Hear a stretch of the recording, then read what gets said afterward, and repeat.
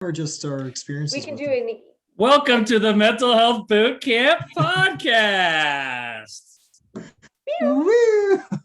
This is the podcast where 4 psychotherapists, 3 of us Canadian, 1 of us American, serve you cutting-edge mental health knowledge. I'm Dr. Ryan Howes, a clinical psychologist from Pasadena, California. I'm Brooke Lewis, a registered clinical counselor from the Vancouver, Canada area. And I'm Joanna Boyd, also a registered clinical counselor from the Vancouver area.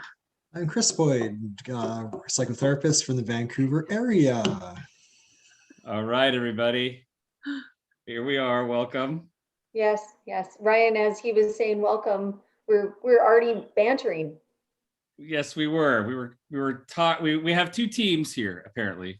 There's two entities here. There's Team Fitbit, me and Joe. And then there's Team Apple Watch, the other 2.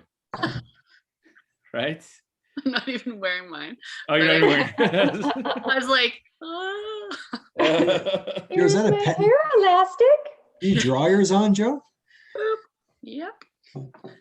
Yes. Yeah. I've enjoyed my Fitbit. I've had it for years. I like it, and it's the difficult thing with this technology stuff is I wouldn't mind getting an Apple Watch. I think it's I have other products of Apple that I enjoy, but I'm afraid of like losing my ability to compare things and stuff with all the data that I have on my Fitbit now. Like, what am I going to do with this? Yeah, you would have to export all the information somewhere. Yeah. And then start a new. Is it really worth it? I don't know. I don't know if it's compatible. I don't know how that works. Yeah. But It's interesting. So Brooke and I got Apple Watches very recently. And so just trying to figure out how the heck they work. That's the first step. But it incorporates all the apps from your phone, or a lot of them anyway, the ones that are compatible. oh, nice. So, but I feel that you kind of need some boundaries with this thing, because you're sitting in session and like your wrist starts to Vibrate. pulse or vibrate, and there's like text messages coming in and notifications to stand up and to, to dance. So I went and through and got rid of all breathe. my notifications. So nothing's really coming through, or notifications can come through for text messages or phone calls, but to block them out in session, you have to put it on silent mode.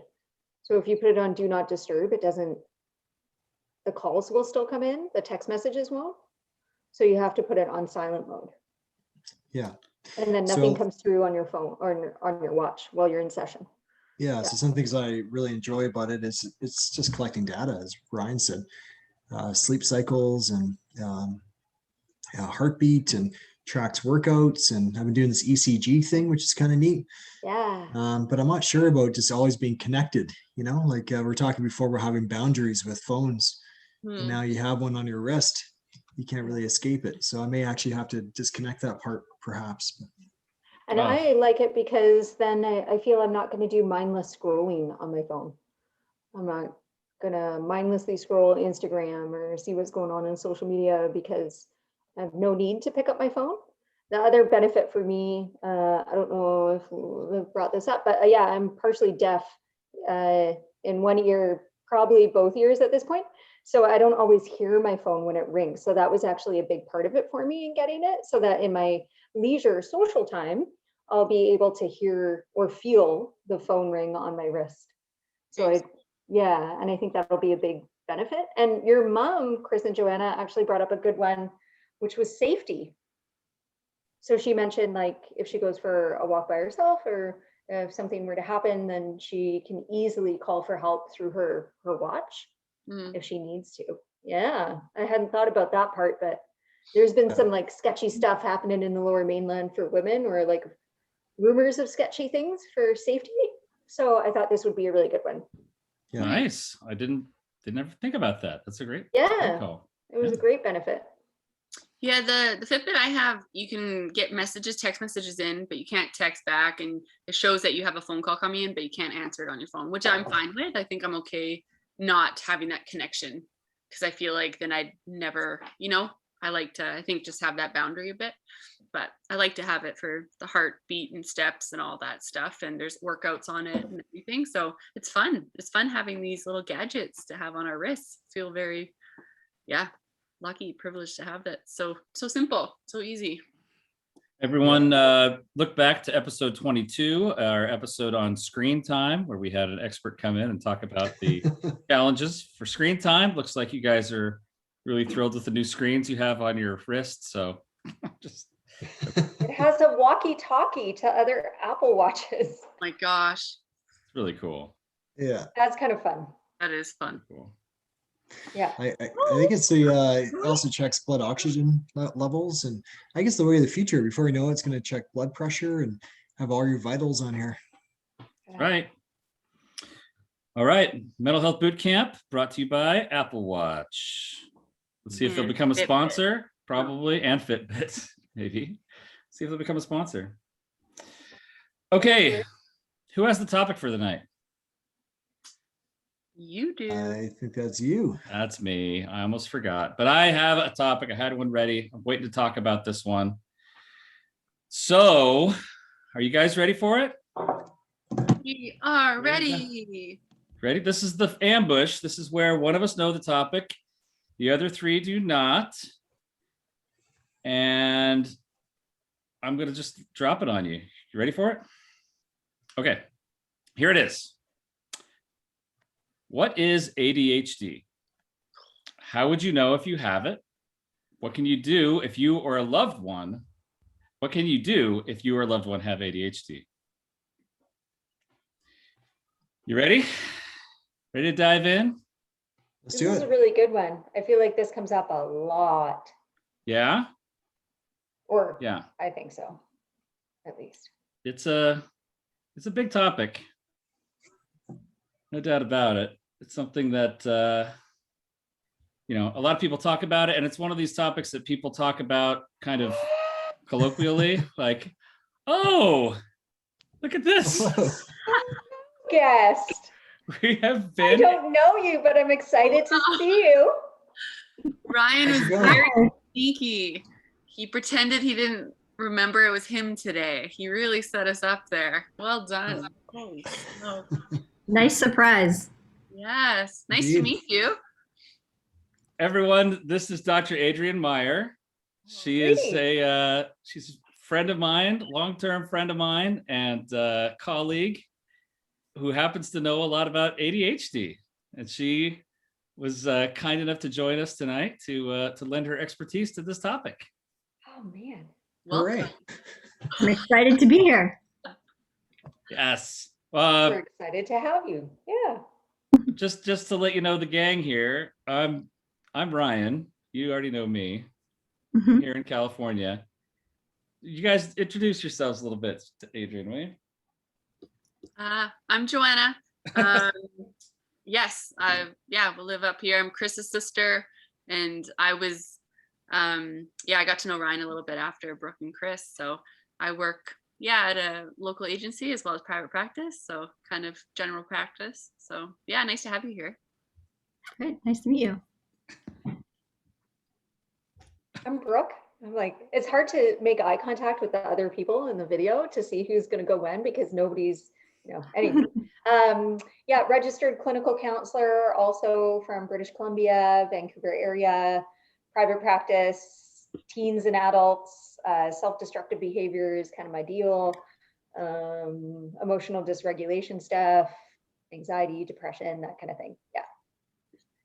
Yeah. Awesome. I'm Chris, psychotherapist.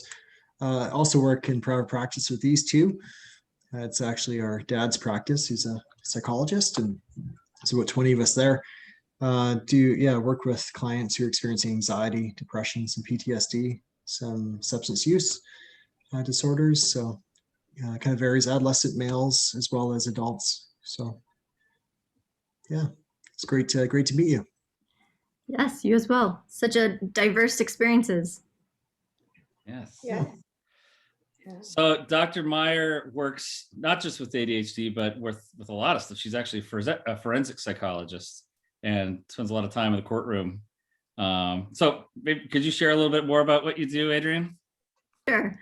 I have a private practice in Los Angeles, and I do forensic psychology, neuropsychology, and clinical psychology. So I like to dabble in all of these areas. My expertise in the forensic world, I do civil and criminal cases. And there I do a lot of assessments for mental health and sex offending and any like traumatic brain injury, developmental delays, basically things that will impact someone in terms of making them more or less likely to commit a crime now or in the future. And then my clinical practice is largely focused on assessment. So I do a lot of ADHD assessment and I do ADHD coaching. I don't like the word coaching, but it's really the most appropriate word. ADHD therapy, I guess you could say. So yeah, I get to do a lot of things I love, so it's fun. Yes. Awesome. Very neat. Adrienne is also one of the co-founders of National Psychotherapy Day. Oh, cool. Hey, wonderful. That's right. That's right. We partnered up about 10 years ago to get ready for that. So yes, go way back. So you must be the brains behind the operation.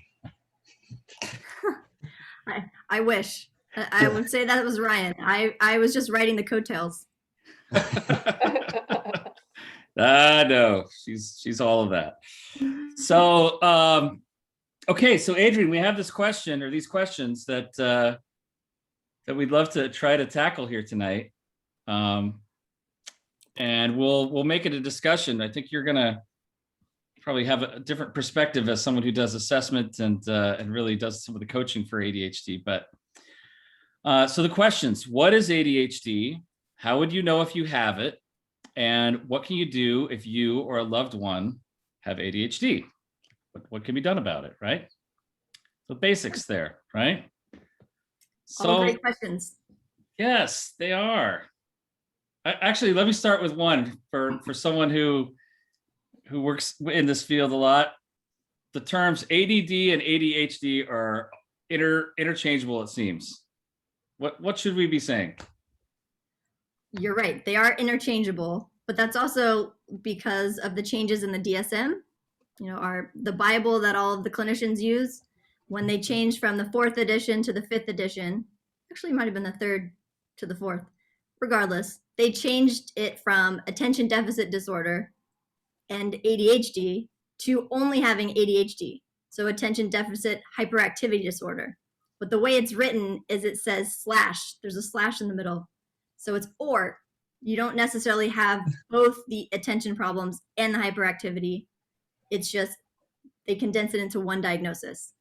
So when someone like me makes a diagnosis, we specify at the end of that whether you have an inattentive type, hyperactivity, or both. There we go. So it's ADHD now. Okay. ADHD across the board. We'll take Adrienne, would you prefer Adrienne or Dr. Meier? Adrienne's fine. Okay, just checking, Yeah. checking. So Adrienne, could you, for our listeners, distinguish between inattentive and hyperactivity type? Because I feel a lot of people don't realize about inattentive type. Yes. So inattentive type is when someone has trouble focusing.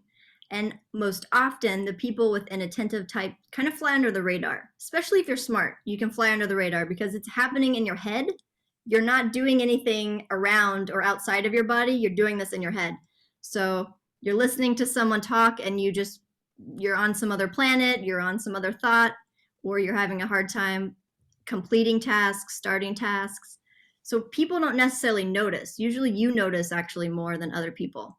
Whereas the hyperactivity type, this is the one all the teachers in school notice, because these are the kids that are, can't sit still and they're being loud and they're hyperactive.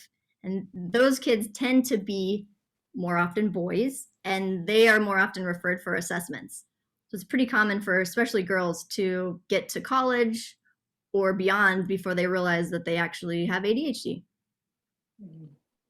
I'm noticing a lot more in the population I'm working with. It's kind of in the maybe 16, 17, 18-year-olds, so grade 10, 11, 12, where they're starting to come into therapy saying, hey, I think I have this.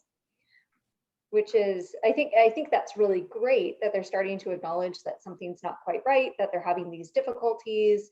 And then there's, of course, good old Google Doctor, where they're looking up symptoms and trying to see what fits. And in some regards, it's not the best thing. In other regards, it's very enlightening for them. So yeah, I think a lot of people are struggling with an inattentive type that they didn't realize that was something.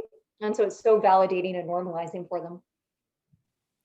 Yes, I couldn't agree more. It's absolutely changes someone's life to figure out that it's not that I'm lazy or can't do something. It's an actual neurological disorder that was out of my control this whole time. Mm-hmm. Yes, I've heard it said before that ADHD is one diagnosis that people are actually happy to get because it explains so much. Like, this makes sense. Everything kind of is, it all kind of falls into place now. Mm-hmm. Definitely is my favorite diagnosis to give. It's most often it's the easiest diagnosis to give. Anything else, mental health or otherwise, unless it's just, run-of-the-mill anxiety or run-of-the-mill depression, anything else, no one wants to really hear that. Yeah, for sure. There's a lot of adults who are being diagnosed with ADHD too. So they've had such a difficult path there navigating through their schooling. We actually have a friend, Brian, and was on the verge of flunking out of university and then got diagnosed with ADHD, was medicated properly and kind of turned things around there. So I actually made a significant difference. So he's a big advocate for getting the proper assessments done and the proper treatments for ADHD, even as an adult. Absolutely. So let's talk about this ADHD thing. How do you, Adrienne, since you're actually doing a lot of the assessment for this, I'm curious, there are times when everyone gets distracted or they, scatterbrained or something like that. You're just kind of foggy or something like, we all have these sort of attention and memory sort of issues from time to time. What is going to distinguish those sort of episodic, these little things that happen once in a while from someone who's really experiencing, a neurological issue like ADHD? Mm-hmm. Yes, I think this is the most common misnomer about ADHD, right? Is because when you explain to someone else that you have ADHD and you can't pay attention to things, but you can if you like it, right? Almost everyone comes back and says, well, yeah, I can pay better attention to the things I like too. Right? Mm-hmm. Not what it is. It's okay. The important part about ADHD is that if you have ADHD, you cannot force yourself to do something. If you do not like it, you literally cannot force yourself to do it unless there's a deadline or some sort of urgency or you like it. My favorite analogy is it's sort of like erectile dysfunction of the mind. So if you're interested, you can get it up. If not, it is not happening. You cannot.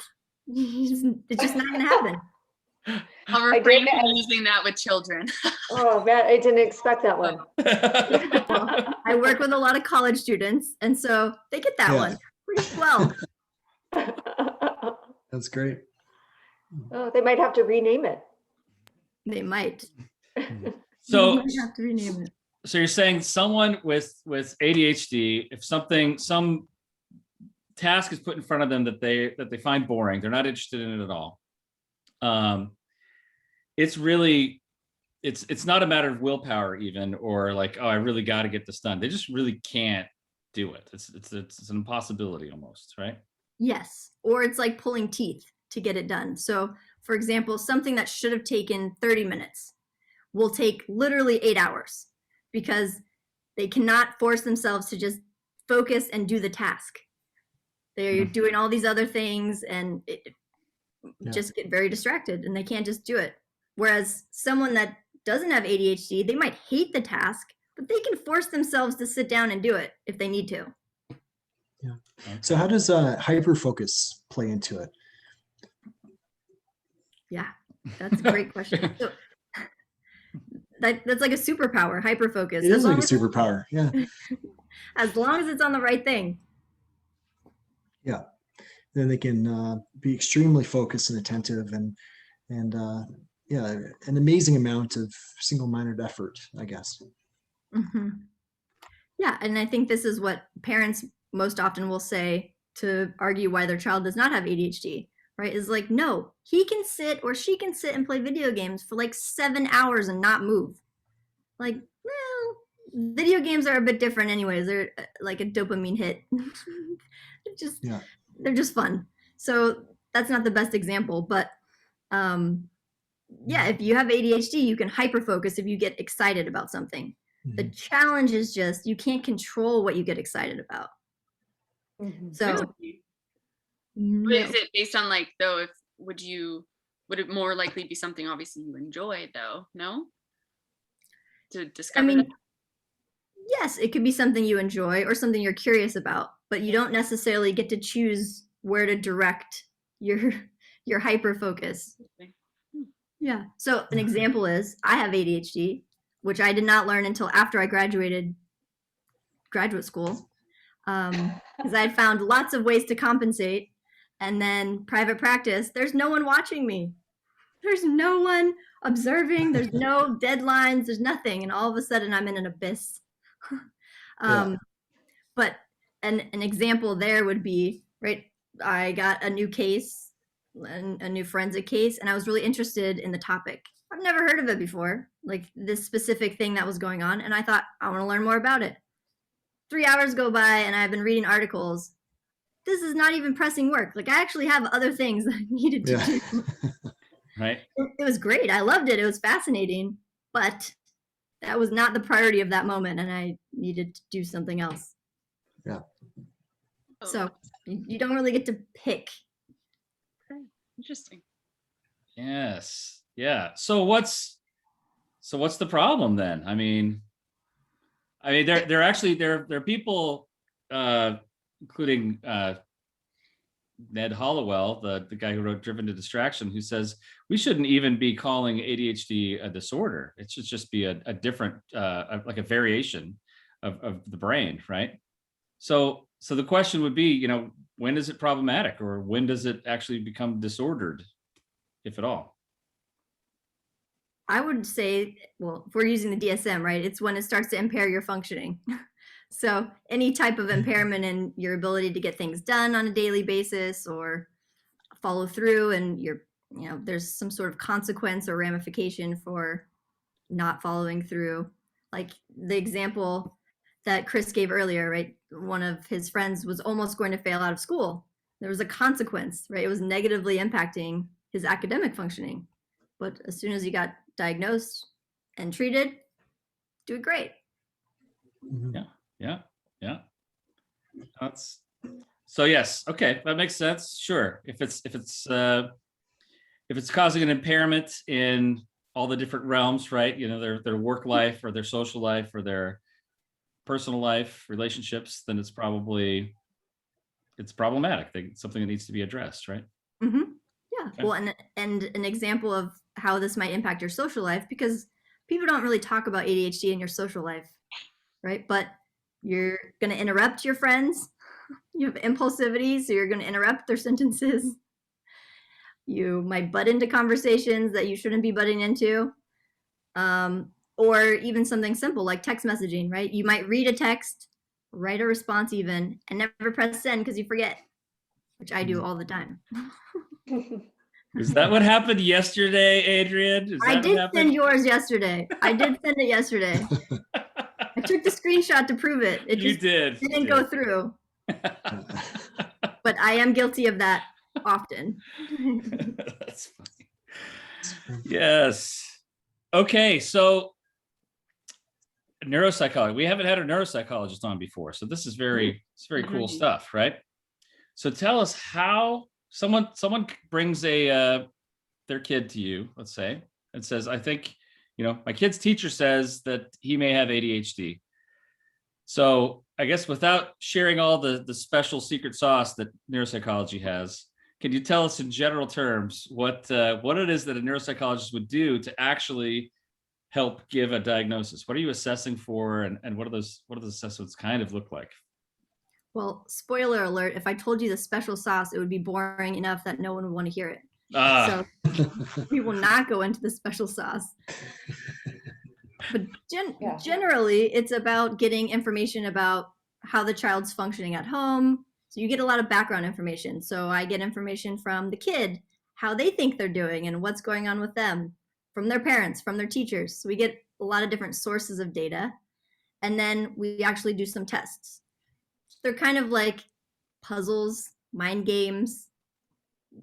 Some are interesting, some are boring.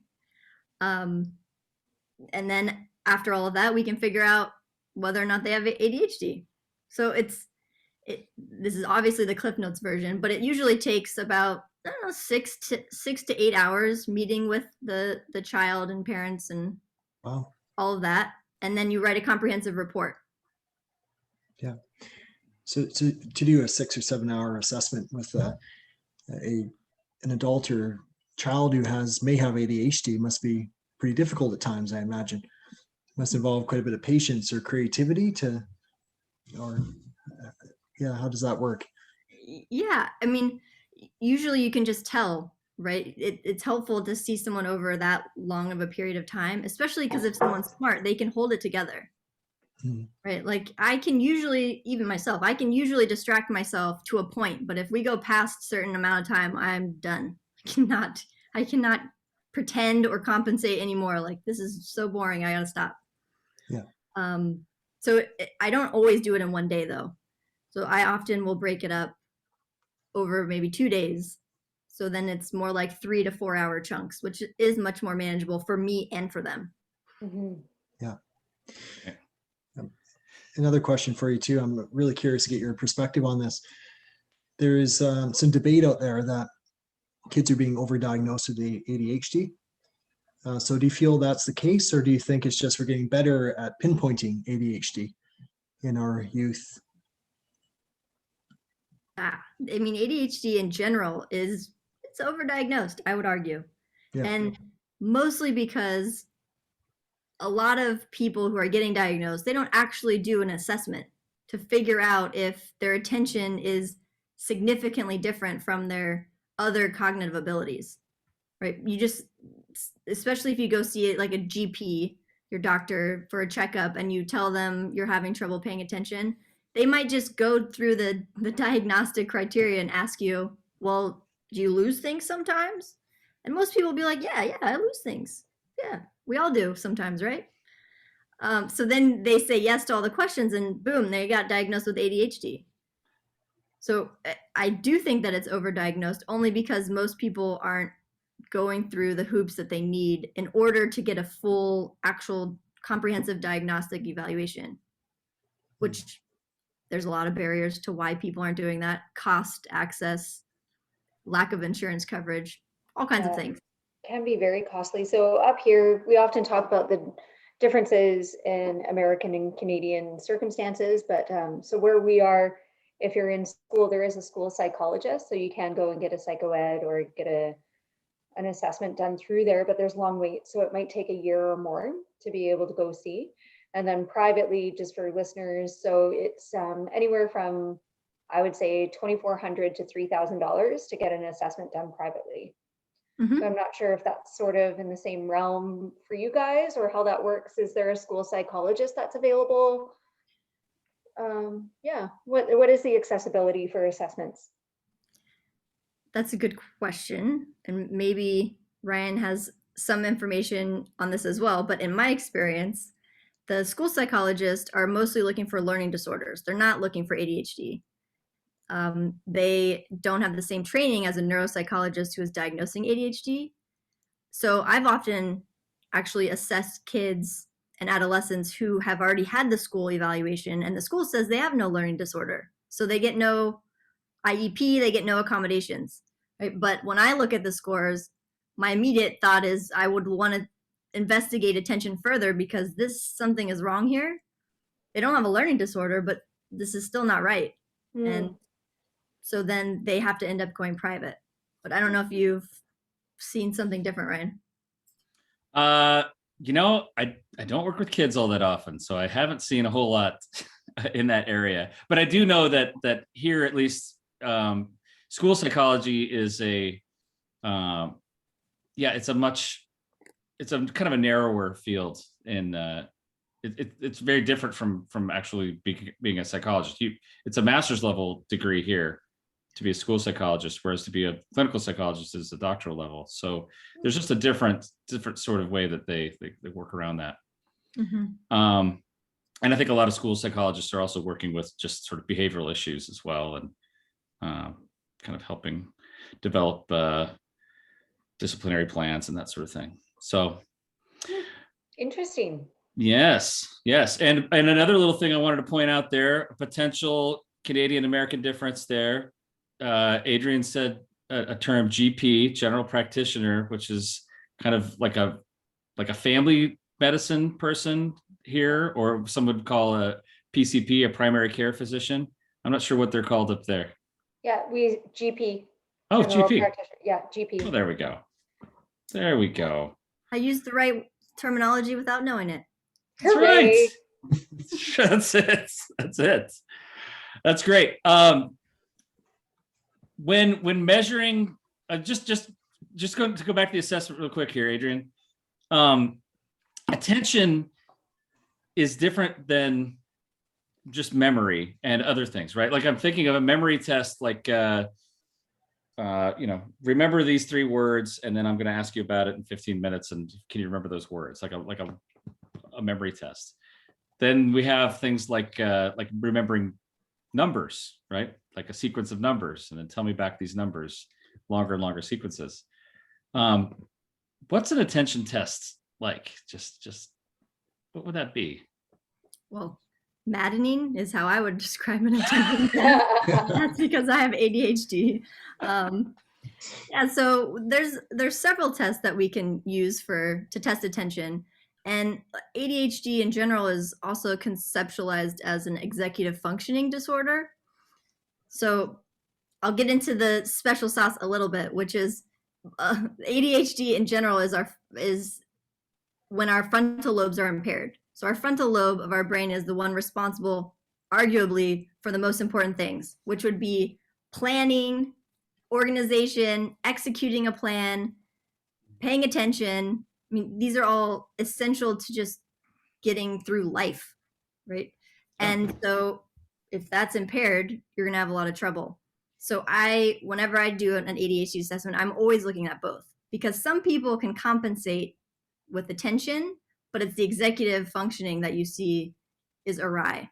They just can't shift back and forth between tasks, like can't multitask, right? So an example would be like, I'm typing and working on something, and then someone calls or someone walks into my office, right? Now if you don't have ADHD, you can just get back to work, no problem. If you have ADHD, you've now lost like an hour trying to shift back to get your work done. Because you can't shift that quickly. So it's not seamless. So looking at things like that, and then being able to put the brake on things. So like not blurting out whatever you think in your head, which is not always appropriate to blurt out whatever comes to your mind. Great. Yes. So specifically the attention task would be things like there's some computer tests where you have to, press the space bar when certain things show up on the screen, and don't press the space bar when other things show up. So you're supposed to pay attention and differentiate the target so that you're only pressing the space bar on the right things. But this one's hard because everyone plays video games, right? So you're going to be better at that than generations in the past that didn't grow up playing video games. But other tests like saying 2 different categories of words and switching back and forth. So for example, saying as many plants as you can and saying as many types of schools as you can, right? So switching back and forth to see how quickly you can do that. People with ADHD struggle more switching back and forth, like I described. Good. Okay, thank you. Yeah, some fun tasks. But you did ask about memory. Yeah. And I think people with ADHD often get a bad rap of having poor memory. They don't have poor memory. Right. It's not the same part of the brain, right? No, their memory is just fine. It's if we don't pay attention to something, it does not get into our memory. And then you don't remember it. So their memory is fine. It's their attention that's broken, so to speak. It's their attention that's impaired. And that's why they can't store it in their memory because it never got in there. How about forgetfulness? What specifically are you Like, thinking? I don't know, like if there's like forgetting that you like what the teacher assigned you, or forgetting that you had a certain appointment or something like that. Is that kind of still the you weren't paying attention piece, or is that okay? Exactly. Yeah. Okay. Yes. Okay. You weren't fully attending in that moment when someone told you it. Like your mind is somewhere else, or you're looking at something else, thinking about something else, and you just did not encode that information. Great. Wow. That's yes. Joanna, you're like processing something here.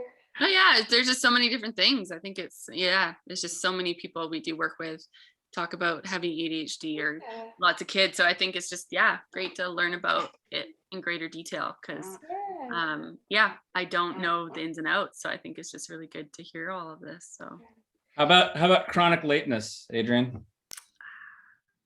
Time management. Rough. Yeah. Time management is hard.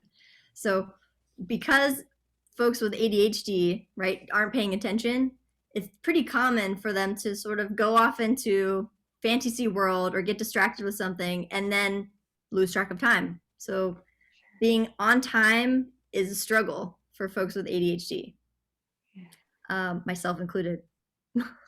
Got it. So, it's largely because of the fact that you don't estimate how long something will actually take you because you're thinking of like the most efficient way of doing it, but that's not how you're going to do it. You're going to take your time and be in your fantasy world or get distracted by other things. Oh, so you're thinking like optimally, like ideally, this will be done in an hour. So I'll be available in an hour. Mhm. But realistically, you're not factoring in all these other things that actually it's going to be an hour and a half or 2 hours. So that okay, I get that. Yeah, you're not factoring in the fact that you cannot focus on one task, right? So like that task should only take an hour, and you know that, but because you can't focus, you're going to be doing all these other things or thinking about all these other things, and now that task just took you 2 hours. Oh, that's good. Yeah, so actually that's an intervention that we often use when we work with folks with ADHD, which is anything you're doing, double the time. The time estimate you think something's gonna take you, double it every time. Wow. So if I think I need 10 minutes to get ready in the morning, no, I actually need 20 minutes. Mhm. Wow. Just a little rule of thumb there, huh? Just Yes. double it all. I'm not saying I always follow it, but it helps if you do. That's great. Side note here, Adrienne, do you have a Fitbit or an Apple Watch? No, I do not. Neither of those. Okay. I am holding out. I don't want someone monitoring my behavior. Bothers me. This is the forensic psychologist in me. Someone is going to use that data for something, and I don't know what it's going to be. Oh, Because you see that in trials, don't you? Yes. In fact, they've introduced Fitbit data into civil litigation and they've proved that people aren't disabled like they claim to be because there's too many steps they've taken that day or whatever it is. Front door. Yes. makes sense. Oh man, can you come back and talk about forensic psychology? That'd be so good. It's great stuff. Okay, let's get to this final question though, which is, all right, we've kind of got an idea of what ADHD is and a little bit how it's assessed and how we kind of figure out what's going on there. What do we do about it? What do we do about it as I guess as clinicians, maybe with our clients, but even if you have that yourself or a loved one, where do we go? Mm-hmm. Well, I think everyone assumes the only option is medication. That's Mm. like the first thing everyone goes to. Yeah, Is sometimes, stimulants. yeah, sometimes people will say like, it doesn't matter if I have ADHD or not, I'm not going to take the medicine. So why does it matter if I know? Like, well, it's sometimes just nice, helpful to know what's going on. And especially when we do the testing, we get to see someone's strengths and weaknesses so that we can actually give it like an individualized treatment plan of like, this is how you address these things that your testing showed are areas of weakness for you. Because just like any other disorder, right, ADHD doesn't look exactly the same for everyone. And especially if you're smarter, right, you've learned to compensate. You've figured out ways to navigate the world. And for example, no one knew that I was doing my homework 1 minute before I was turning it in.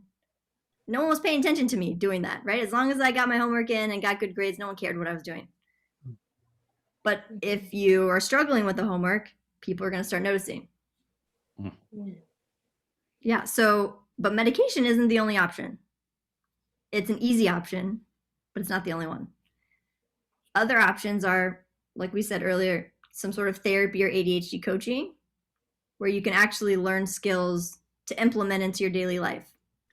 Like doubling your time allotment for something, right? Like doubling your time allotment for something. Mm-hmm. Good. Yes, exactly. And that will help you to improve your time management, and then it has a dominoes effect. There's lots of those kinds of things that you can do in terms of therapy, getting tips. There's also workbooks. And then another thing is EEG biofeedback, which we also call neurofeedback. I don't know if any of you are familiar with that. Mm-hmm. Yeah, everyone's shaking their head yes. Yeah, But I haven't seen the studies and how it relates to ADHD treatment, but it is a really interesting option. So that seems to help a bit. Yes. In fact, so of course, neurofeedback, like anything else, they're advertising and promoting for all kinds of disorders, yes. right? But unequivocally, yeah, Unequivocally. without a doubt, it helps ADHD. So there's plenty of double-blind studies that have looked at folks with ADHD and then folks without ADHD, and they each do a course of treatment to see how it changes their attention abilities. And it literally improves attention for up to actually 7 years after you complete the treatment. Wow. Yeah, which is pretty cool. Holy smokes. So for anyone that doesn't know what neurofeedback is, it's basically like biofeedback, but you're hooking some electrodes up to your head. There's nothing going in, no currents going into your head, promise. It's just monitoring the waves in your brain. So it's shown on a computer screen, there's audio, and basically your brain retrains itself to be less aroused.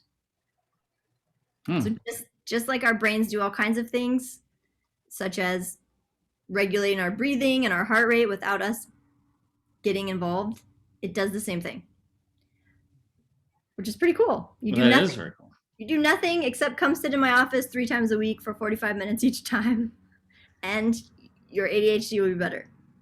And it isn't even like a conscious effort that you have to make to try to, because like biofeedback, you're like breathing and stuff to try to bring your pulse down and your heart rate, your blood pressure and all that stuff. But neurofeedback, you don't actually do anything, huh? I mean, you have to still pay attention and look at the screen, and then there's certain points where you have to press the space bar.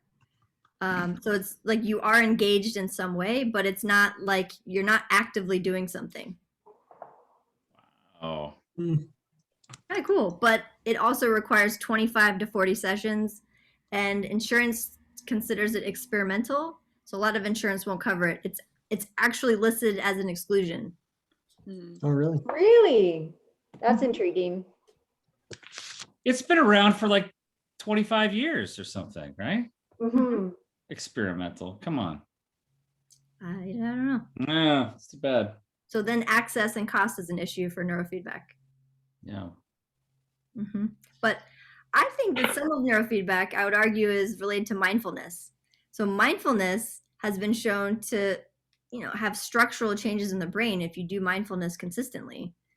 And neurofeedback kind of forces you to do mindfulness. Mhm. It does, yeah. I was reading a book, Boys Adrift by Leonard Sachs. I'm not sure if you guys have read that title.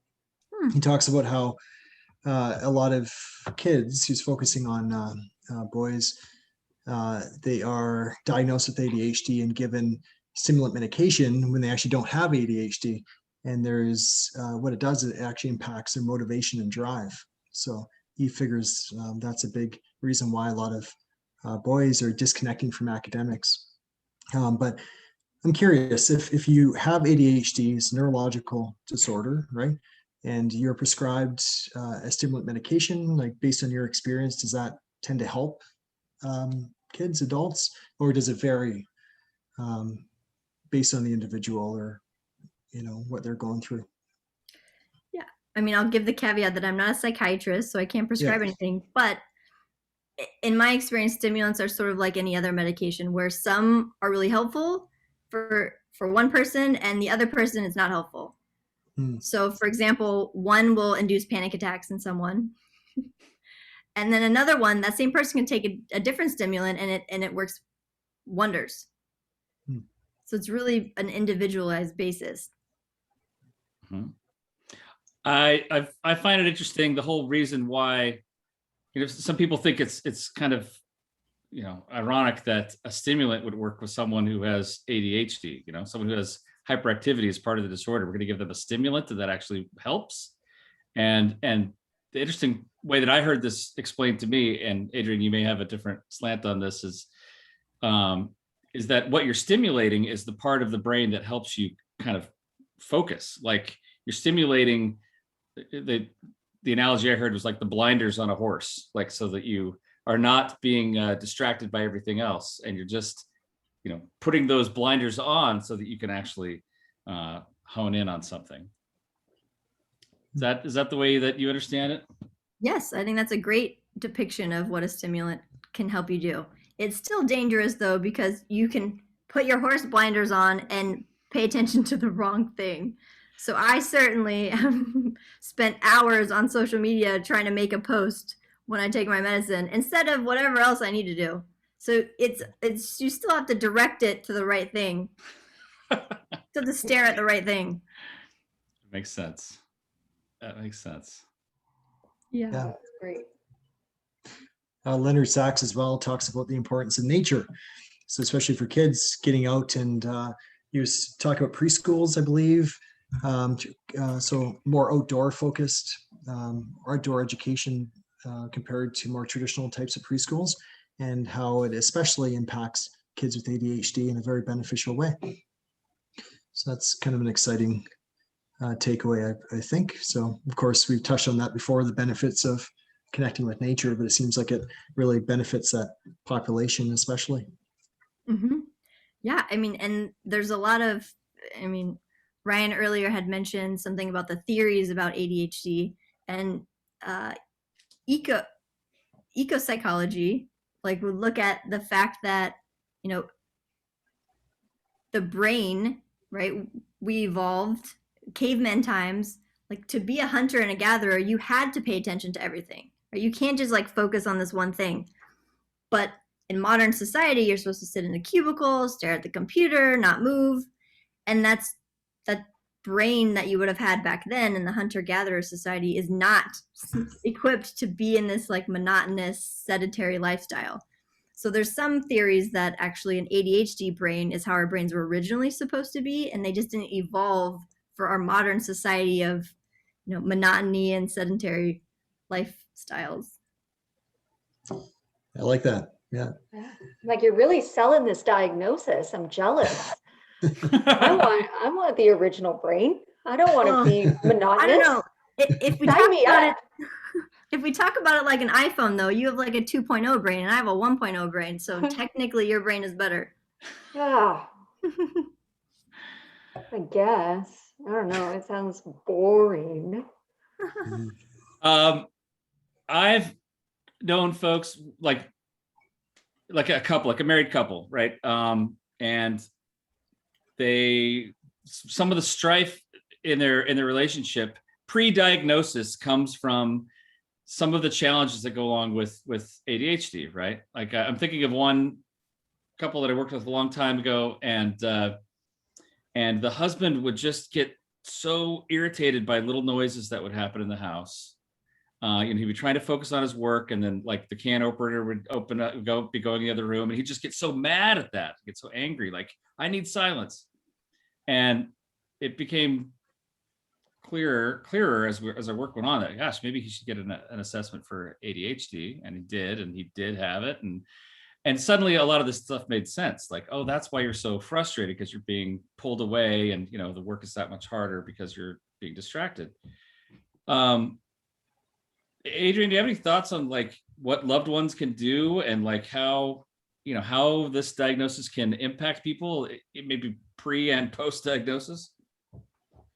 Yeah, I mean, like we had mentioned before, it can wreak havoc on our relationships, right? Because first, you might not remember what people have said to you. So this can cause problems, especially in romantic relationships, because you don't remember what they said or asked you to do. You don't follow through. You struggle to be proactive, and poor time management. So you might be late to things. So, I mean, this can really negatively impact any relationship, but especially a romantic relationship. So pre-diagnosis, right? I think just paying attention to what's going on and then getting professional help. And you mentioned couples therapy. I try not to do couples therapy ever. I do not want to do it, because no one goes to couples therapy until they're done. The people that I work with are already all done before they show up. Yeah. And so I'm just sitting there to help them feel like they did their best to show up to marital therapy and tried their best to make it work. They don't want to make it work. Okay. But that being said, yes, being proactive is the way to address it, right? And figuring out what's actually going on, whether it's a personality issue or if it's actually something like ADHD. And then post-diagnosis is educating yourself. There are a lot of books about, there's one I'm looking at my bookshelf, ADHD in marriage and how ADHD impacts marriage, which would apply to just relationships in general. Yeah. So becoming familiar with what it is so that you're not taking things personally. Like, they're not following through with that because of anything to do with you. It's literally their brain is not firing on full cylinders. Well, and that's again the beauty of actually getting that diagnosis, is it's not only a relief for the person, but it can be a relief for the spouse too, because you're like, oh, it's not that you find me boring or that I don't matter to you, it's that your brain just isn't firing that way, Mm-hmm. And if they're both on the same page with that, it's like, okay, it's not me versus you, it's me and you kind of versus this challenge, and we can kind of be a team again, Yeah, exactly. You can come together around the diagnosis. That's it. Because that's really what we all want to do, is just bond together around the diagnosis, everybody. Well, we do all just want to bond, yes. Yeah. Yes. I don't know about the diagnosis part. Yeah. Stop sentence. Yeah. Are there some great books out there that you would recommend? Ooh, there are, in terms of just ADHD in general, or specific to a topic? I think so. Like, it could be ADHD in general, or supporting a family member or partner who has ADHD, or whatever pops into your mind. Whatever's on your bookshelf, Adrienne. Just look at your bookshelf. Yeah. Tell us what's there. Well, on my bookshelf is The ADHD Effect on Marriage, the one I can see from here. The rest are in my office, but that one is at home. That's a pretty helpful one, just to see how ADHD can impact relationships. It says marriage, but it can apply to any romantic relationship. And Brian earlier mentioned Driven to Distraction, which a lot of people have read or are familiar with that book. Do you think? Say that again? Is that book still applicable? That was written a while ago, right? Oh yeah. I found that it was really good, but that was, oh golly gee, what was that? 2005? Oh no, it was 95 that he wrote that book. It was 95. Yeah, but he's updated it, and there are new editions all the time, so it's still up to date. Yeah, so it's still certainly helpful. I mean, I think that the challenge is everyone has sort of a different perspective on what ADHD is and how you can treat it, and everyone has very strong opinions on how it impacts work or relationships. I mean, I don't know any books that I'm like extremely excited about. Those two I've read, and they're pretty good. One book that I actually haven't read, but I love the title of it, is it's just, the title of it is "You Mean I'm Not Lazy, Crazy, or Stupid," which is about ADHD, because a lot of times people grow up, non-diagnosed or pre-diagnosis, feeling like, or they're told all the time that they're lazy or they're crazy or they're stupid, when it's none of those things. It's just that their brain's wired another way. Mm-hmm.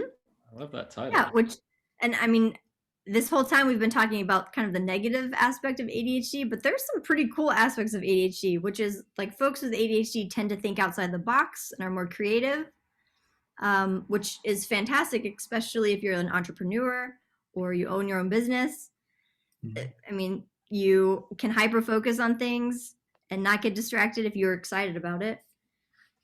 Yeah. There's some pretty cool aspects of ADHD. It's just those don't cause problems, right? So that's why we tend to focus on what causes the problems in our life. Yes. Yeah. Hollowell, from Driven to Distraction, he says that having an ADHD brain is like having a Ferrari engine with bicycle brakes. Yeah. Which I love that. It's like, yes, the brain is firing, man. You're going. Yeah. It's just hard to rein it in and slow it down, Yeah. Trying to harness that energy, right? Mm-hmm. Yeah. But I agree. Amazing. The folks I know that have ADHD, they are usually extremely passionate, very creative. So just trying to focus that in the meaningful ways, right? Mm-hmm. Yeah, exactly. And that's some of what like ADHD coaching will do, is help you harness that excitement and channel it in the areas that are helpful instead of maybe areas that aren't as helpful for you. But also I want to add that I have like Honda brakes with a Ferrari engine. Like I have a little bit better than bicycle brakes. Take a step up to like a Honda brakes. Okay, we'll give you that. This has been very helpful, Adrienne. So glad to have you here. If people are curious about this or curious about their services, how can they find you on the internet? Do you know? The internet. No. I have social media. I try not to, but I do. So I'm on Instagram. It's at Dr. Adrienne Meier. And then also my website, which is drmeier.com. Meier, M-E-I-E-R. That's right. Yeah. I'll look it up on my Apple Watch here. We'll see if I can track you down. Yeah. Oh, well, you won't find me because I don't have one on. Another one more quick question before we end. There's so many amazing crime shows out there. Watching Bosch right now. Do you watch many of these? I know you do it for work, the forensic side of things. Are there some shows that you really enjoy watching? Yeah, that's a good question. There are shows that I enjoy watching, like Mindhunters on Netflix. I like that show. I do like watching some shows, but when it gets too real, I don't really like it. Like Making a Murderer, for example. Like those are cases that I deal with all the time. So that's just a lot to swallow. Like this is my daily life. Like I don't want to watch it in entertainment. I already know this happens and it's awful. So I don't want to watch that. No, fair enough.